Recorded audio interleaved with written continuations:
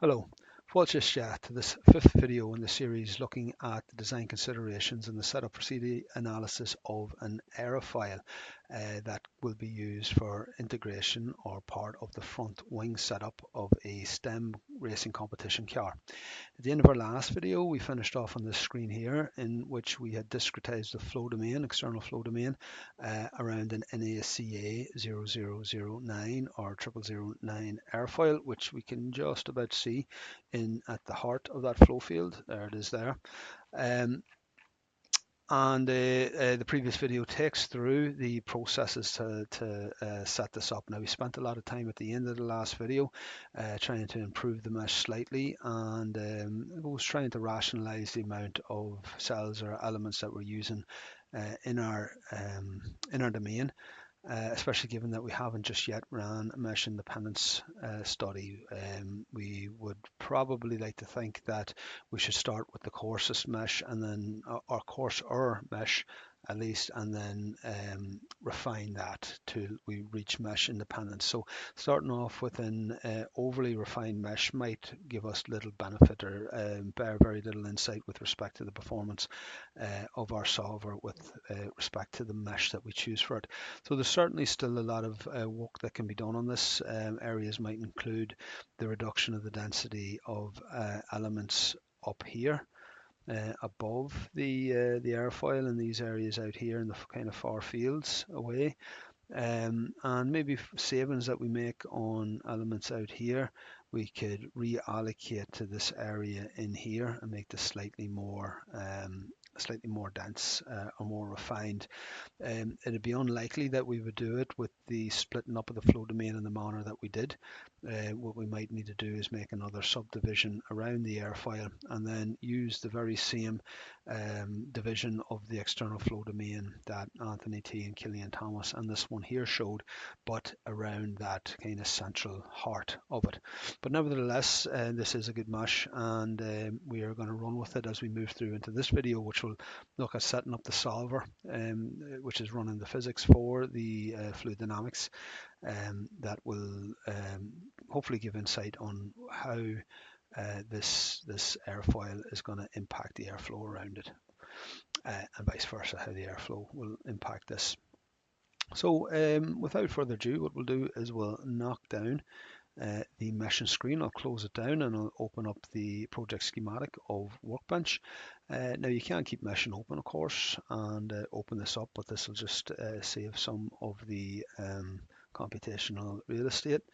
And what I'm going to do now is I'm going to pull in my component systems Fluent. Okay, not Fluent with meshing. Fluent with meshing there is really tuned for 3D applications. I'm going to bring in Fluent and drop it there. Okay, now just another thing, if again I did talk about this in an early video, but if you are maybe new to Fluent, or which a lot may be for anyone that's watching this video, and again this is really tuned for level 3 students who are participating in the STEM racing competition. It is by no means set up, and I have not gone into the detail that I otherwise would go in if I was looking, if I was delivering this here to say my own degree students and that. However, that would probably leave that most looking at the video have encountered Fluent maybe for the first time, and maybe they're using a student license of this, haven't become aware of it from ANSYS itself or from STEM Racing, or indeed former students. You might come across this analysis system, and this is the one that's usually defaulted, and I think this is always the one, or mostly always the one, that's shown on videos which give tutorials on how to use Fluent. And this is really what it looks like: geometry, mesh, setup, solution, results. At the bottom here's geometry, mesh, setup, solution, no results. But in the component systems here there is a results or post-processing application as well, which we can drag in. Now, I don't usually use the post-processing, the results one there. I usually take it all out of the solution, but again that's personal preference. But yep, we'll look at the different options when we get to that bit. But I'm going to delete away that workflow there, letter C, excuse me. And what I'm going to do now is I'm going to want to connect the geometry mesh to setup solution by left clicking on the mesh and then just keeping it down and dragging and dropping onto setup, and I see this magenta flow running from the mesh into setup. And what this symbolizes here is that there's going to be a data transfer between mesh and setup, very similar to what you might encounter in the likes of a Node-RED flow and the likes of that. It just shows where information is running from. Now, as soon as I did that, the mesh showed up a lightning bolt next to it, and the setup showed up this refresh symbol. Click and refresh will do very little except get rid of the refresh symbol, and it'll tell us really what's going on. When I made the change, I refreshed it, and it says, and setup hasn't a clue what's going on or what is this coming into it. Okay, because obviously we haven't programmed this or we haven't set that up just yet. Updating the project is my only option, and just now. Yeah, I can run the setup here, but it's not going to have any meshing data coming in. All right, so this is the setup. This is the physics setup that's going to run the meshing that we or the discretized space that is going to calculate at the centroids of all them elements, pressure and velocity for the most part. Okay, but what I am going to do is going to hit update project. Now, on hindsight, what I would have done and what I should have done, what I would normally do, I didn't do it in these videos. I was just so excited to do a video on computational fluid dynamics for flow over an airfoil, that I put the cart before the horse. And normally what I would do is I would bring in this system here, the meshing system, geometry mesh, and I would also bring in this system. I would join them, and then I would do my geometry, then I would do my mesh, and when I finished my mesh, it would automatically send the details into setup here. But I haven't done that. So what I'm going to have to do now is I'm going to have to click update project. This is going to take roughly about 90 seconds of that, knowing this PC. And when that's finished there, I'm likely to get a few warnings coming up or errors coming up saying that the setup doesn't know what's going on. After asking me to calculate something that I don't understand. There's no iterations specified and so on, but that's okay. But that is a necessary must in order there that we can access the setup and the physics of it. So what I'm going to do now is I'm just going to click pause on this, and when this is finished, I'll come back. Okay, see you in a bit. Okay, back here again, and indeed this has returned a warning, and in here it turned an error. So what we can see here is that the solution component failed, which is this bottom component, but that's okay. But DP0, which is design point 0, which means the results of the setup and solution file, also have errors on them, and that there is for various reasons, but that's simply because the setup has not been set up. So what I'm going to do is right click onto B and click clear messages, not copy. Now if I click onto this component and this application called setup in the Fluent workflow, and I look at my properties, so again it's always something you should do is anytime that you click on an application in a workflow, look at the properties for it. The only thing I'm really concerned with in these properties now at the minute is the precision. So this is 64-bit double precision as opposed to using a 32-bit or single precision solver. So I'm going to use the double precision on that one. And now I can double click setup, and it's going to bring up another splash screen here, a window, just to edit the overall kind of the governance settings of how the solver will use the computer, the CPU. I'm going to use double precision on this. Okay, solver processes. These are the parallel processes, and what this generally is that if you can imagine at the starting line, we have a package of work to do, and then at the finish line, we want to have a package of work to do as well. But instead of bursting that whole package of work through a single core down one single narrow path, what the solver process does, it splits it up into parallel processes, and it takes a wee bit out of it and it sends it down independent paths. Each independent path does the work on its own little piece of work, and then at the end it regroups it again. So your solver processes, if you have a standard license or a student license, I do believe you're limited to going with 4, but definitely do go with 4. Okay, don't burst it down the one path. If you're allowed to use 4, use 4. Now, as part of the academic partnership program, and I do believe as part of a team license as well, if you ask ANSYS about this, or your local reseller or representative for the software, as well as the Fluent license, the CFD license, and the mechanical license, and a lot of the other ones there that we have, you could very likely be given a parallel process license. Sorry there, I just had a pause, child going mental.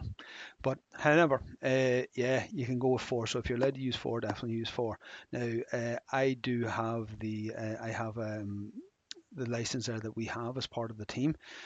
Does allow us to use more of these. So what I am going to do is I'm going to scoot this up to take more solver processes.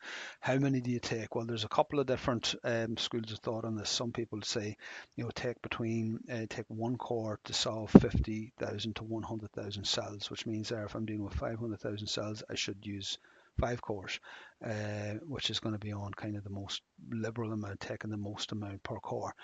If you're using 50,000 cells per core, obviously what I'm going to be doing is I'm going to be increasing that to 10 cores. Okay, but the way I normally do this one here myself is I look at the amount of cores that my PC has and I just divide it up by 2. How many you use should not go on a rule of thumb. It really should go on how your computer responds to the application that you're carrying out the CFD analysis on. So for instance, are you only solving the Navier-Stokes equations, which are the momentum equations, continuity? Are you doing it in 2D or in 3D? Maybe you also need to solve the energy equation where there's heat transfer in it. How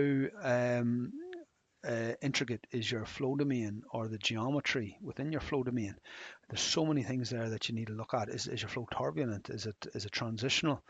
Is wall effects critical? Is it odd?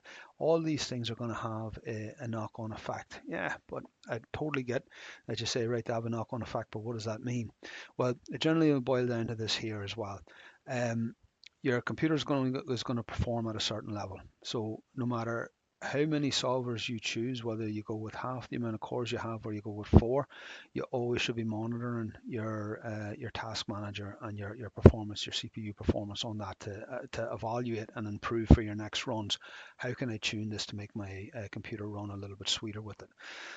The trade-off is generally is this: the more solver processes you use, the more cores that you use, it means the more you split up this piece of work, and it means the greater the onus on the computer to retain information from each individual process, so that when it comes to the end, it can combine it all again. So what that means, and it's in effect, is that the more solver processes you choose, the less intense the work's going to be on any one core, and the smoother and faster it should run, but the more RAM you use. Now, and then obviously vice versa. If I try to crunch everything down into a minimal amount of processors, I will have more RAM available. Okay. My personal preference on this one here is to have more RAM than to overly spread out or thin out the amount of work that any core is going to have to do. And for that reason, I take the amount of cores I have and I divide it by 2, as opposed to, say, taking 3/4 of all my cores. So I have 24 cores on this machine. I'm going to run 12 solver processes. Right? I can run up to 24 solver processes if I want. I can run 18. But my RAM is coming down the more I use. All right. So now with this one here, and knowing what I do know about this flow domain, which is going to be 2-dimensional, there's no energy equation in it. I'm using a C domain on it, which is very well resolved. The geometry is a simple airfoil shape in it. It's not that it's not that intense. So I know there that this here will perform very well. How can I be sure? Well, this what you should all do is definitely come in and you start up your task manager, and you come into your performance, CPU performance, and this is what you're looking at, right? Okay, you're going to look at that there as well, right? And you're going to be looking at your memory, all right? So what memory is it? There is my RAM against my CPU. I want to know how this is running. If I see my CPU running very high and my RAM very low, well, what I should really do is attribute more parallel processes to it. And vice versa there, if my RAM is maxed out, but my CPU is getting it nice and handy, I should drop down the amount of my parallel processes. So this will come as you go along. There as well, if you don't know how many cores you have, if you do choose to follow what I do with it, you'll also find that in the task manager there. There's 24 cores on that. Okay, there's a nice app that you can get that I use on my other machine on my desktop, which just keeps the CPU performance in its own separate window. You know, up on a corner there that I can up it and down it as I look. It takes away a lot of the stuff that I don't need. But yeah, have a look at that yourselves. So I see here that I'm up to 15 minutes already. I did say 20, 25, 30 minutes at a max for these videos. If I am coming up to the 30 minutes, I will stop this. There's an awful lot that goes into these solvers. It's not just a case of doing what I do, not just a case of doing what anyone else who has solved these 2D flow problems over a airfoil do. Especially when you're entering this STEM racing competition. Judges will query you on this here. If it's in your design portfolio or something there that you wish to talk about, it's folly to mention it without having an understanding, at least an outline understanding of what you're talking about. So my suggestion is if you don't understand it, don't include it. And no one expects you at level 3, if you've done either you're in a STEM subject doing your A levels or you're doing a level 3 in engineering or whatever it may be, to understand computational fluid dynamics, which is principally a level 6 or an undergraduate and certainly a master's topic to fully or to comprehensively understand what's going on. And even then, no one can solve the Navier-Stokes equations themselves without these numerical methods. So you don't have to fully understand this, but you have to at least understand what's going on, why you've chosen this, why you did that, and give reasons for it. If you don't know, don't do it. But put the work in, and you will understand, and will pay dividends as well. It's if I was a judge and someone was explaining to me why they used a second order upwind scheme, or why they're using a particular turbulence model, and give good reason for it, not having to explain the equations or anything. Yeah, I'd fully appreciate it. I'd say, yeah, you took an interest in the aerodynamics and this here in the fluid dynamics, and you try to apply good practice to your design. That's admirable. Okay, so that's really what we're looking to do, and for that reason, for the level of explanation that I'd like to go in on this here, this one section of setting up the solver might extend over 2 videos. So if you please just grant me the latitude to extend this over 2 videos if required, which at 17 minutes probably is going to be required. I'd appreciate it. So setting it up with 12 processes, again, because I have the parallel license, and you should all try to get it off ANSYS yourselves. That's really all I want to do in these. General options, parallel settings, any of this type of stuff, I'm not going to change any of it, and I'm just going to click on to start here. So it's going to take a wee second for this to execute. So what I'll do now is I'll just hit pause again until this comes up. And when it does come up, I'll come back in. So see you in a second. Okay, back again, and Fluent has very solidly started and is running here in the background. So we can see in our main graphic screen here is the discretized flow domain, and down the very left-hand side, this is really our workflow. So Fluent is laid out in an absolutely phenomenal manner there that allows us to go from one setup here into the next one. And that's really the way it runs down, all the way down here till we come down to run calculation at the bottom of solutions. The results here, the one is I use as opposed to post-processing, in which we'll look at our likes of our curves and our graphs and our contours and whatnot. But yeah, it's brilliantly laid out. All we need to know is and understand is what to populate each one of these with. So the first place here that we do is we start out with general up here on the top, and what we're going to look at for the most part here is our solver process. By the way, what you can always do, you can check your meshing here as well, and you can improve the quality of your mesh if you want. Let me just run that there. I'm going to perform a mesh check brave and quick, and it's done. And what we can see here is that'll tell us what our minimum volume is, maximum volume is as well in cubic meters, which is important when we do our mesh independent study as well, when we follow the method that we'll be following, and then face area statistics as well. So we have our minimum face area, maximum face area. So that's brilliant. When we look at the quality of the mesh there as well, right, we can evaluate the quality of mesh. It happens fairly quickly. I'll move this up a wee bit, and we could see our minimum orthogonal quality. which is 8.49493, which is on a particular cell reference in cell zone 3. So that might be something there that's running along the boundary of the airfoil, because orthogonally,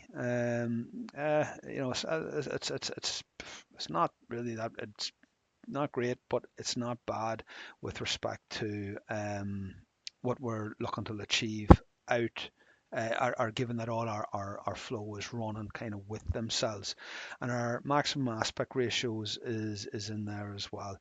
So you can see that's also on zone 3. It's on a integer that's comparable, really roughly speaking, when we're dealing with 500,000 cells. This is 15,000 versus 25,000. It's probably in the same sort of a region. And that there just does give the XY coordinate of it anyway. But yeah, if we weren't so happy with it, you can choose to improve the quality of the mesh here. By improve the quality, how many cells are you looking to improve on this run, and how many iterations will you run it through? So let's just run it once there to show. Improving the quality mesh, so it considered the worst 10% or 0.1% of cells and identified 517 out of the 500,000 where the orthogonal quality was below a certain value, and it fixed them up. So you can run that a number of times if you so like. But as I said, I'm happy enough that the mesh is pretty good. So I'm going to continue to run through the setup here with that. So in general, our solver type, we're going to run with a pressure-based solver. Okay, density-based solvers are going to be useful where compressibility issues come in, which generally happen with kind of at critical Mach numbers or supersonic flow and all that, and approaching supersonic flow, where shock waves start to come in and where the flow becomes compressible. We're dealing with incompressible flow here with such a low Reynolds number, so we're going to use a pressure-based solver on this. The velocity formulation is going to be absolute. Time, because this workflow that I'm taking you through is going to be channeled towards a mesh independence study, I'm going to choose a steady state on this here, or a steady flow analysis, which means there that parameters or inlet conditions or the flow over the airfoil or within the cells don't change over time. Once it has reached a steady state, it remains constant. It doesn't change. That isn't going to be the case in real life when we race this car, but to get values that I can compare with empirical data, experimental data, or other published data, I'm going to have to run in that steady state, because I'm going to have to look at a value at a particular time, at a particular location, to be comparable with and to be equivalent to that particular time and that particular location that data is available from an experimental result. So I need to compare apples for apples on this, and the steady state is what I'm going to run with for mesh independence. When I do want to calculate how my car is going to perform, however, right, I'm going to move that onto a transient. So I'll be doing that with my team and running through that specifically with them. Why transient? Because the velocity, the inlet velocity into my domain is going to change over the period of a second.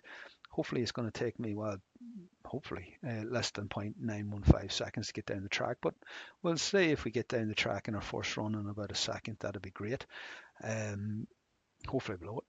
But whenever the clock starts, we're at 0 meters per second, and whenever we cross the finish line, we'll probably be near enough 40 meters per second. Well, certainly we'll peak 40 meters per second somewhere along the road, but if we have good aero, we might just keep sailing, maintaining a relatively high velocity. But that means we're going from 0 meters per second way up till 40 or above, and then we're tailing down again. So every split second, our velocity changes, which means this is a transient. Things change with time. Velocity changes with time. Pressure will change with time. Drag will change with time. Lift or lack of will change with time, and so on. So for mesh independence, we're going to run with a steady state, but for our actual, we'll run with a transient on that when that time comes. 2D space is going to be planar. This is another place there where we probably could have improved slightly, only for the mesh independent study. We probably could have looked at an axisymmetric solution on this, or maybe an axisymmetric with swirl if we were had a little bit of concern of what was happening down on the axis. But if it is broadly laminar, you know, even the likes of the swirl mightn't have come into it. But what that axisymmetric is that it assumes that we have symmetry along the axis of the surface that's encouraging the interest in dynamics in the fluid flow field, which in this case here is going to be our airfoil. So if I chose axisymmetric, what I would have done in geometry is I would have modeled only the top half of that airfoil, and then I would have specified that the line at the bottom, generally which would have been my x-axis, is an axis, which means that I can flip my whole top half over the x-axis and mirror it to the bottom, because the top and the bottom will be identical. And that means there I would run out certainly the 15 chord lengths up here, but I wouldn't have to draw the 15 chord lengths down here. By specifying as axisymmetric, it would automatically apply the 15 chord lengths behind it, and same over here. And then this 20 chord length obviously would be flipped down by a distance there of 15 over the axis. And why would that benefit? Well, I would only have half the cells.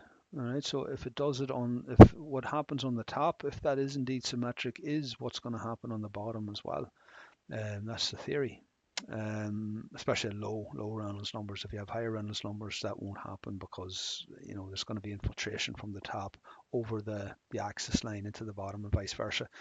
But certainly for the likes of this, that might very well work, and it would reduce the computational effort. And what it would also do was, well, up to a mesh independence, a level of mesh independence, allowing me more cells and more flexibility to add more cells as required.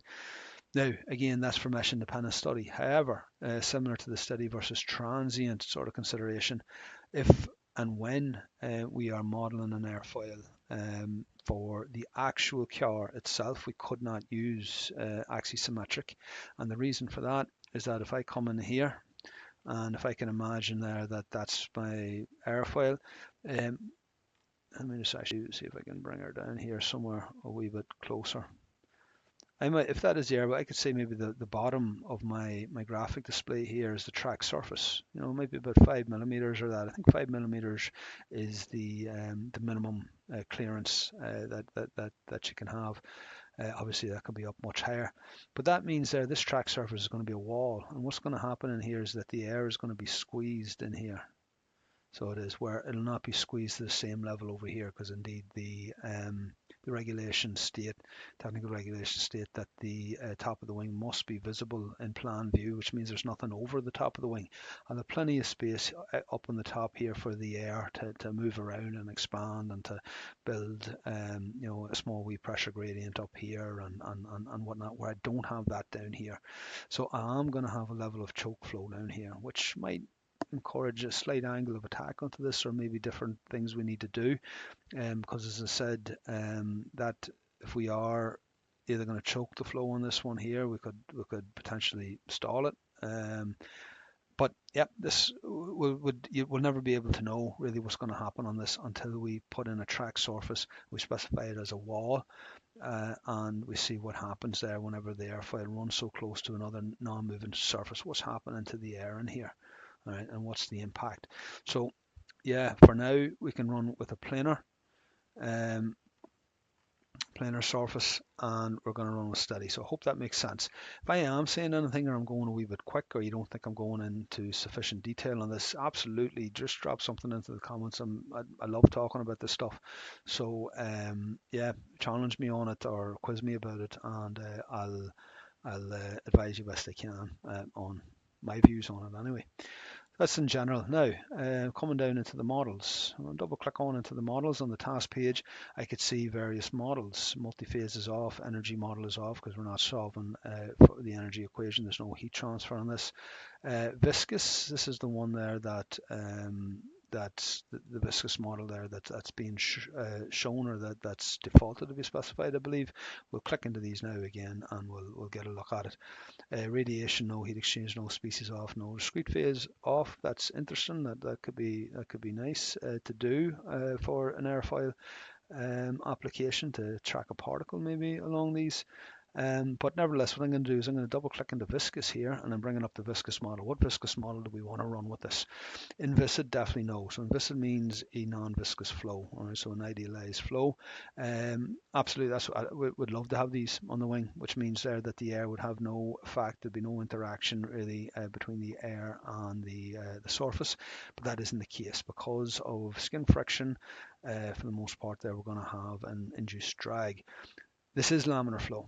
Right, so that'll be the next question. Why don't we just go with laminar? Right, so at this low Reynolds number below the 500,000, the flow is laminar.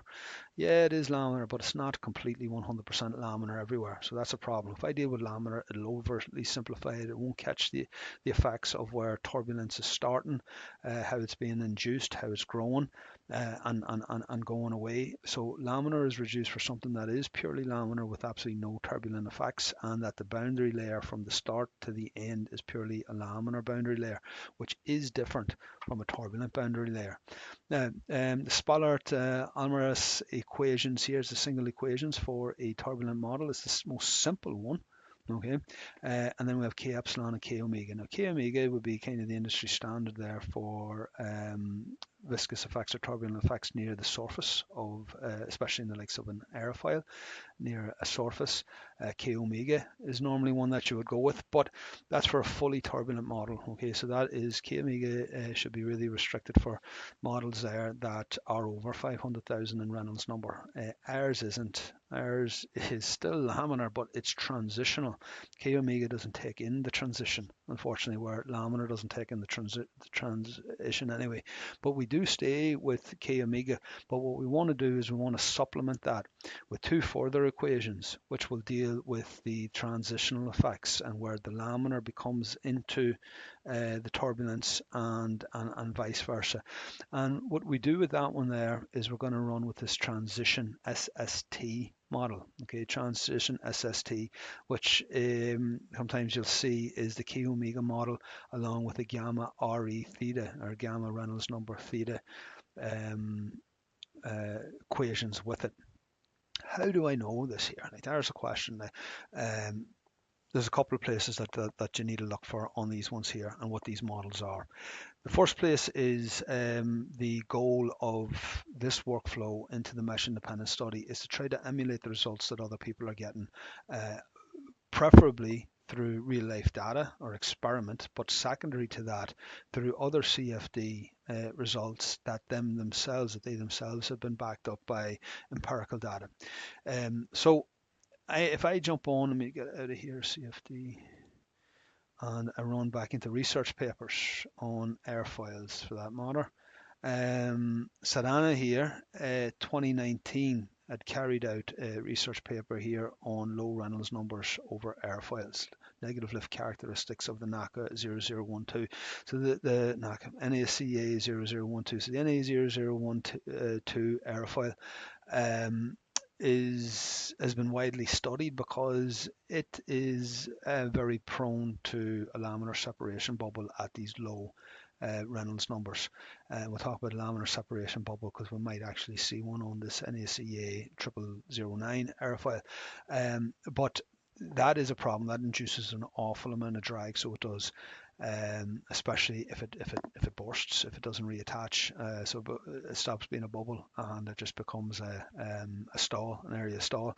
But in this paper here, a study was carried out at Reynolds numbers between 10,000 up to 100,000. Our Reynolds number, our flow regime is firmly smack bang in the middle of that, running there from about 30,000, I believe, 27,111 at 20 meters per second, up till twice that there, which is nearly 55,000 at 40 meters per second. And then maybe even slightly higher again because we're likely to peak over the 42,000. But however, these are the Reynolds numbers we're looking to run at, and this is where we're looking for results at. There is results for this airfoil, or well, for the NACA 0012 airfoil here. Now, we'll not be comparing against the NACA 0012 airfoil. We will be comparing against the NACA 0009 airfoil, which the University of Illinois has test results for. Shelig has test results, which we looked at in video 1. But this paper is useless because what he has done is the computation procedure has been set out. It is a 2D analysis, same as what we're doing.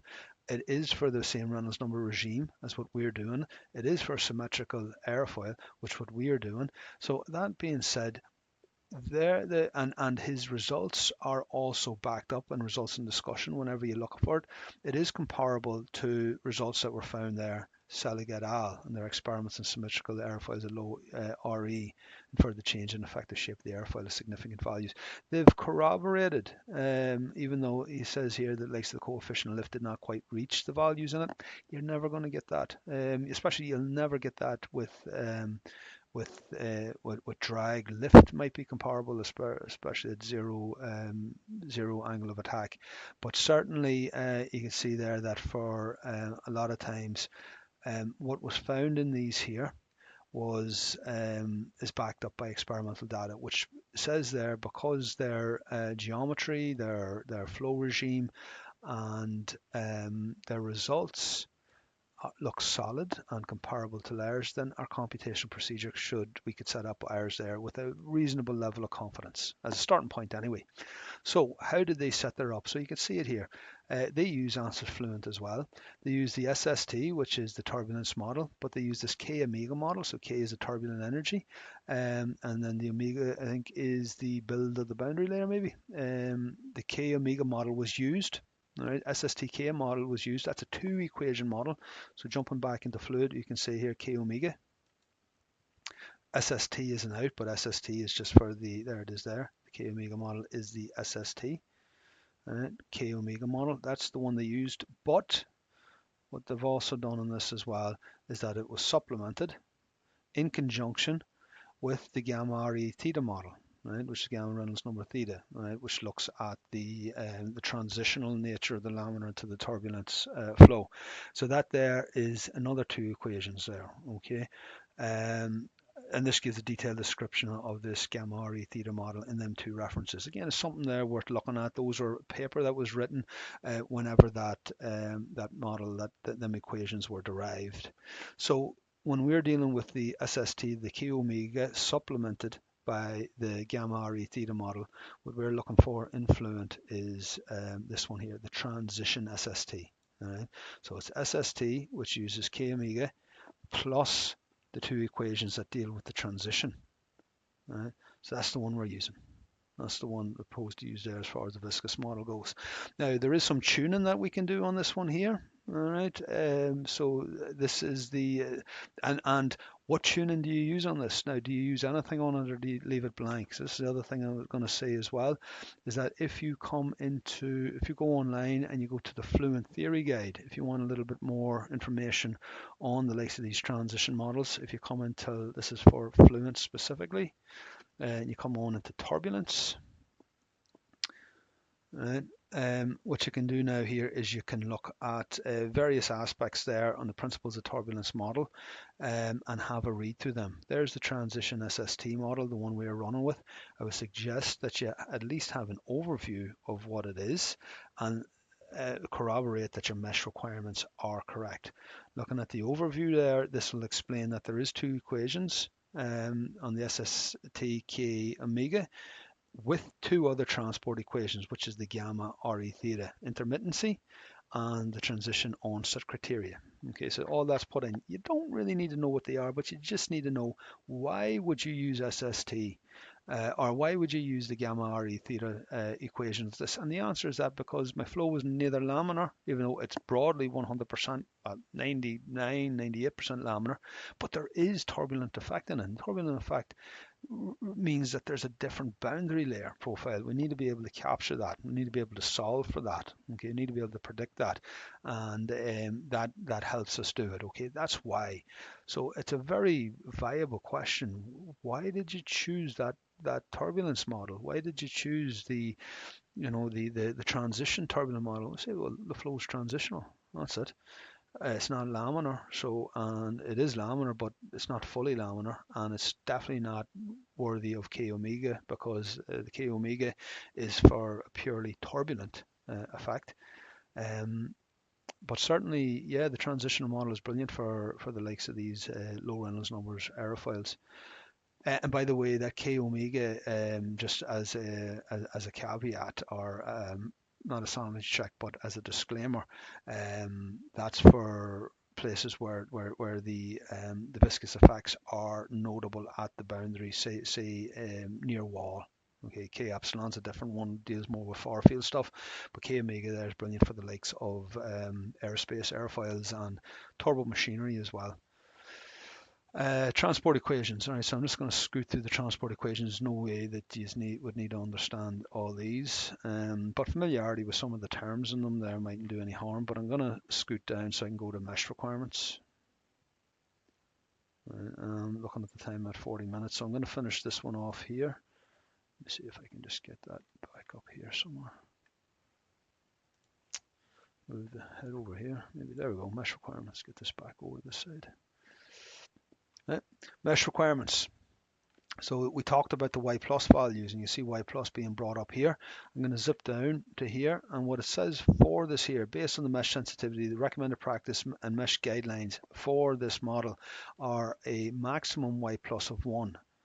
Right. So that's fine because we set our Y plus, I think, to be 0.6 or that. Now, after we run our solution, after we run our solver and we get a solution, we will check the Y plus value all along the airfoil, and just would like to make sure that it's below 1.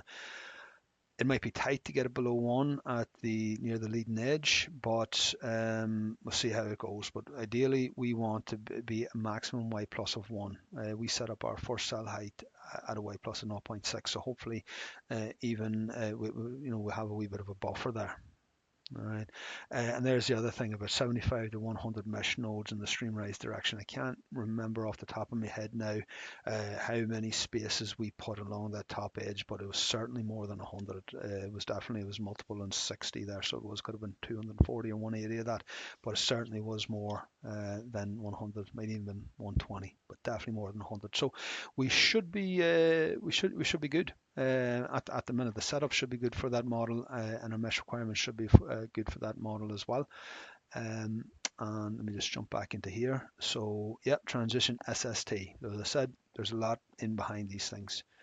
And hit OK. Yeah, I'll not go back into that now. The tuning, if you look at the ANSYS Fluent guide, that'll give guidelines on when you might want to tune the various parameters for that model as well. And that's it. So that's the viscous model that we're running, transition SST, and nothing else in that. Drop the models off.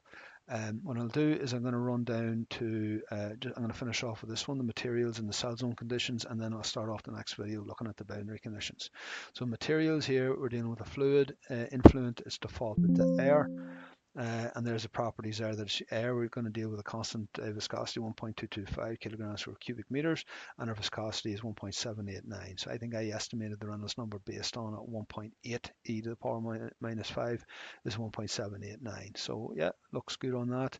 Let's close that up, and then I'm going to go into the cell zone conditions here in the fluid just to confirm that our cell zone is indeed air, and it is. So this is called a solid system flow field. It's not a solid system. Let's just call this here flow field. Oh, let's go for a fluid flow field. Do rightly. That's just going to call our discretized space, and it's made up of air. Apply. Right, I'll close that down, fluid flow field, and done. So the next thing we're going to do is the boundary conditions. But as I said, what I'll do is I'll close off this video now. There's a wee bit to digest in that and to familiarize yourself with before we move through. So yeah, thanks very much for sticking in. Any questions on the likes of the turbulence models, the likes of the wall functions? I wouldn't be surprised if someone's not going to ask me about LES or the eddy simulations for the walls, but not for these low Reynolds numbers. We'll be worried about that, but certainly, yeah, drop me in any questions at all. Let me know how you are getting on, and I'll see you in the next video. Thanks very much.